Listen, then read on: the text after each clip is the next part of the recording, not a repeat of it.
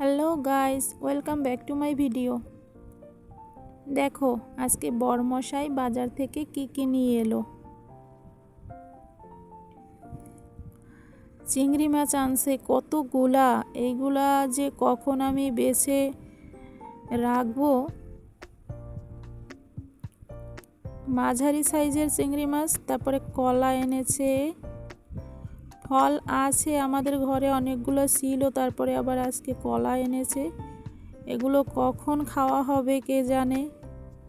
ফল আমরা খাই প্রতিদিনই, সকালবেলা আর দুপুরের মাঝামাঝি সময়ে ফলটা খাই। তো অনেকগুলো হয়ে গেছে আজকে। এই রকম যদি হিসেব ছাড়া বাজার হয় তাহলে বলো কিভাবে সাশ্রয় হবে সংসারে। তো পেঁয়াজ এনেছে, আদা রসুন এনেছে, আর সবজি এনেছে। তো যা ভালো পেয়েছিল ওইগুলো এনেছে।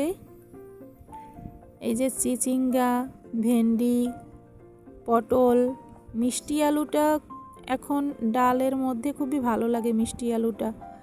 তো ওটা পেয়ে গেল, ওটাও নিয়ে এলো। তারপরে আরও কি আনছে দেখো।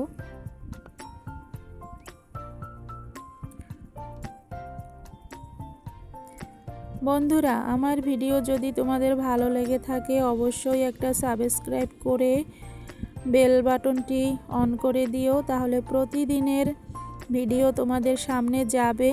দেখবে যে আমরা মধ্যবিত্তরা কিভাবে সংসার চালাই, কিভাবে সংসারে সাশ্রয় করে থাকি এগুলো।